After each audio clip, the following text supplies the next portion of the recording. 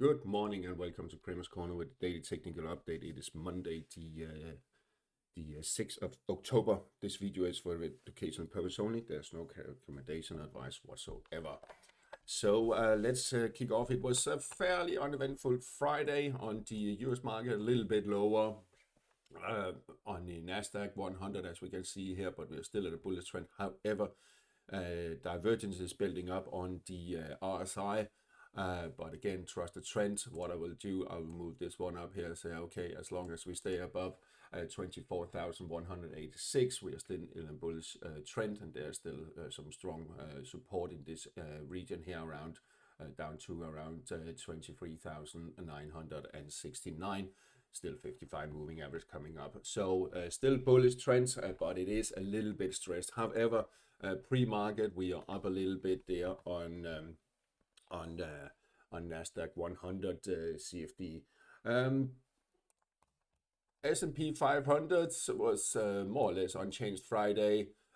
Pre-market also up about 0.25%, so still bullish trend. But as you can see, there is divergence here on the RSI. Let's remove this one. We can see it's declining.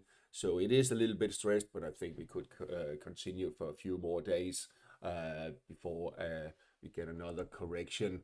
The Dow Jones, a new all-time high, also a new all-time high close. Still 757 support level that should be observed. Asian markets, Hang Seng was a little bit lower, not much to talk about, still bullish trend, but also a little bit stressed here, as we can see that little correction could kick in, but we are in a bullish trend still, so there is potential for higher levels on Hang Seng. On Nikkei, on the other hand, a lot has been going on this morning. Almost 5% higher here on the future, massive move. At the moment, RSI is about to cancel its divergence indication there, indicating higher levels, and we will look at Japanese yen in a minute, where we can see also a lot of moves in the yen pairs. But yeah, here we are really pushing higher. I don't have a target with this move here, because we could see some corrections, but that was a really strong move. I think we are at an all-time highs there, so really strong move for the Nikkei index. In European markets, Friday, basically unchanged, a little bit stressed there, pausing a little bit, but bullish trend on the EuroStoxx50. Positive sentiment, no divergence, indicating likely higher levels in the coming weeks. Here, pre-market basically unchanged. The DAX index getting closer to, let's just zoom in on it here, to its peak here at 24,639. Pre-market unchanged. I think we could see a test maybe this week of this peak there. Fairly shortly, maybe this week, we could see it after gapping. As long as it stays above this gap here, doesn't close this body gap here, and I will do this one. So what are we? 24,113. Close below, well, then we are in neutral, but for now we are in a bullish trend. On the FX market, we have a euro dollar dancing around just above 117, still in this correction mode here. Needs to get back around 118.20 to re-establish bullish trend. But for now, we are in a bearish correction here. If it takes out the lows here from last week at 116.45, we could see 115.80 be tested. Sterling dollar, well, in the dancing here in the cloud here, negative sentiment on the RSI, could push lower, needs to get back above 135.40 to establish a bullish trend.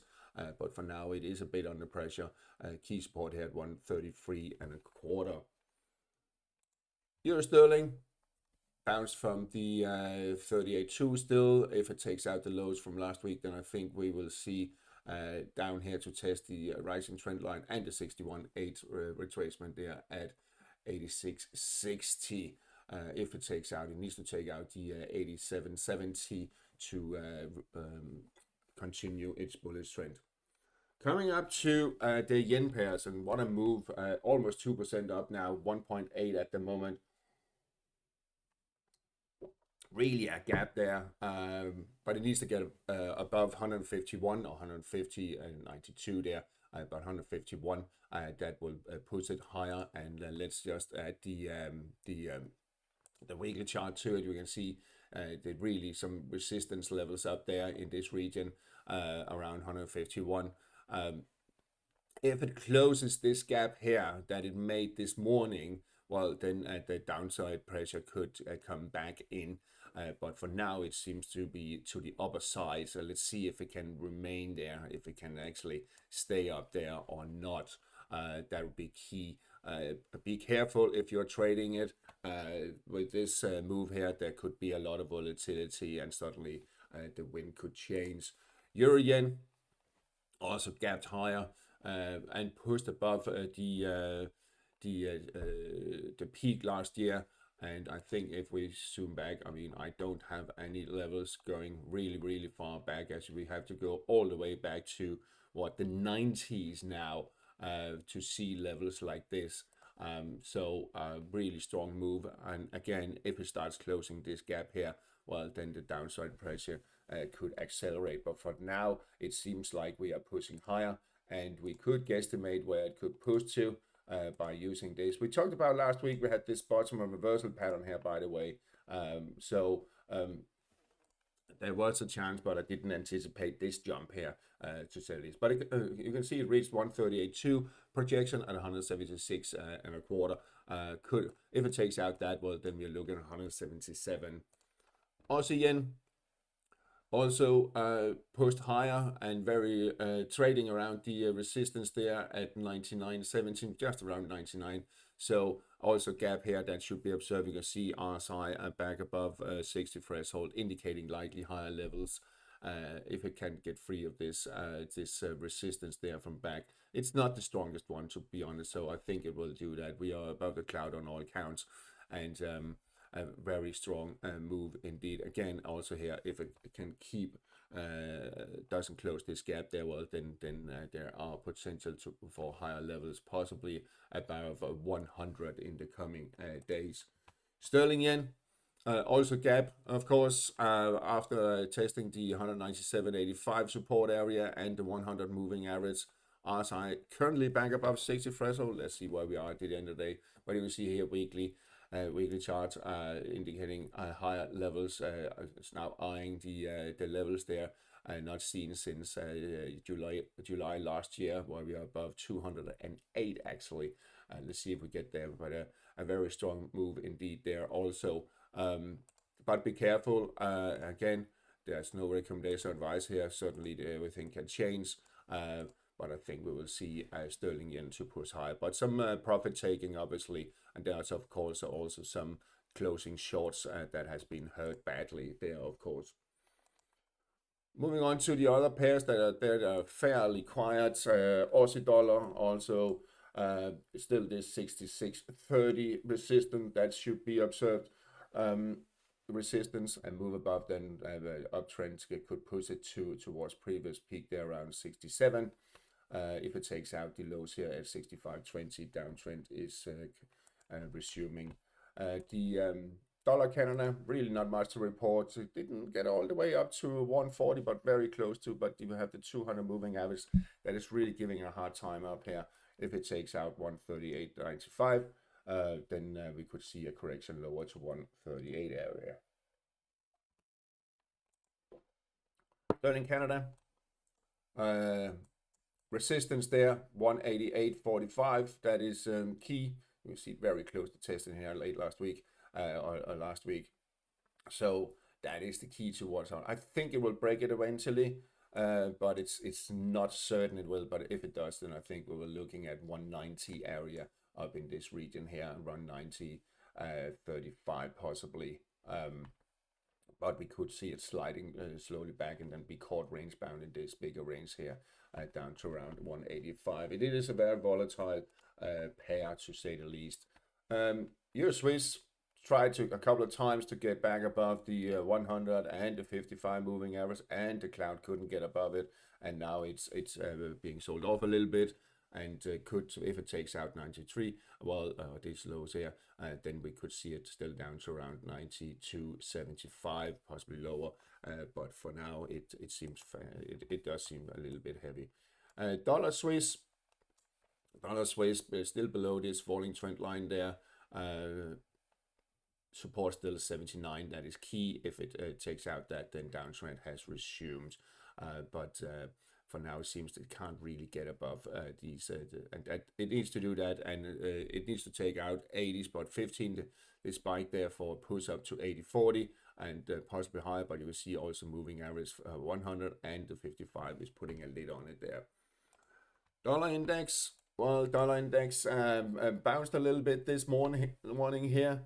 Could it push up above the clouds and above 98.27? If it can, well, then it has established a bullish trend. I'm not so sure it will do that. I'm still negative sentiment. RSI needs to get back above 60 threshold to move to a positive sentiment to push higher. So let's see about that. If it takes out the lows from last week, and I will actually add horizontal line just there, then we could see a pressure down to the 96.84 support, and if it moves back below there, bearish trend is in play. Also strong move in the metals market this morning, especially the gold and silver really on the continuing higher, very close to the 4,000 level, 39.45 on gold there. And as we can see here, it spiked to 138.2 projection of this triangle line pattern here at 39.40. So it's really taking out all targets and could also take out 4,000. At the moment, there is no divergence on the RSI. As we can see, it's really still, you can see here, it's really still pushing higher. So fairly strong move. So be careful there if you are trying to short it. I would be very cautious doing that. On the silver, also higher. Silver pushing higher here. Also, we are getting closer and closer to the peak back here from way back, just below $50 an ounce, as you can see here. So we are getting very close to that, as we've talked about so many times, and I think we could reach it. Will it be a strong resistance? Well, fairly. So I don't think we'll reach 50, maybe just poke it out, but I'm not quite sure. But for now, really strong, slight divergence, but a strong trend. But we will get a correction all of a sudden, so be careful also there. The platinum seems to be resuming uptrends. Actually made a new peak there, took out that one, but didn't stay up. So it's also a little bit stressed, but I think it will continue higher, especially if it can stay above this level. Where are we? There we are, 15.28. Move below, then we have a correction down to around 14.47 support area. Very stretched also, but could continue a little bit higher towards 16.50 possibly. Copper, well, just below 5.15, the upper part cloud area, but bullish trend could take it out. A little bit stressed here short term, as we can see. And let me just go to, there we are. This level here, it will cause some resistance, and we can also see it's kicking in a little bit, but no divergence on the RSI, indicating likely higher levels, and we are in a bullish trend. It's just that the 55 moving average is still weighing on a little bit, so I could see that we will see a little bit of a setback on copper, and then we will have a next move higher. That could be the scenario to play out. Gold, WTI, dipped lower last week. Didn't get all the way down to $60 here. Could still do it. We had a doji there Friday. So maybe a bottom reversal like pattern, but we are in a negative sentiment. We are actually been in a negative sentiment for quite some time. We're on a bearish trend. we could see it. I think we'll see it lower here, and we could have another push towards the $60. If it takes it out, well, then we're down here in this region here around below $57. The Brent crude oil, more or less the same picture, dipped below the $65, what you get down to around 64. There's still potential down to the 62.5 area here. But I wouldn't be surprised to see a little bit of a correction up to, what could it be to, possibly up to the 66.58, possibly a little bit higher. It's not unlikely. European nat gas has bounced here, testing this trend line there. I was actually about to delete it. I wouldn't trust it too much now. I will actually also remove this one. And we are bouncing a little bit. RSI, did it close below? No, it did not close below 40 threshold. So still, well, it's not in the positive sentiment, is it? It actually closed there and they were closed above 60. So we are still in a negative sentiment. We could slide lower, but I'm not quite sure we'll do that. It seems like we have a fairly strong floor around the 31 euros here on the Euro nat gas. So a little bit under pressure though. It needs to get back about 33.44 to establish a bullish trend. US nat gas, still bullish trend, no divergence on the RSI. We can see it bouncing here now after a minor correction. Could push higher if it takes out the 363, which is not unlikely actually. Then there's potential towards $4 and higher. So keep on, especially this move here. That is a fairly strong move this morning if it can sustain that. The US consumers won't be happy about it, but that's how it is at the moment. Moving on to the yield market or the interest rates bond market here. Bounce on the US 10-year Treasury just above the 61.8 retracement at 407. Just dipped almost down to it, very close to.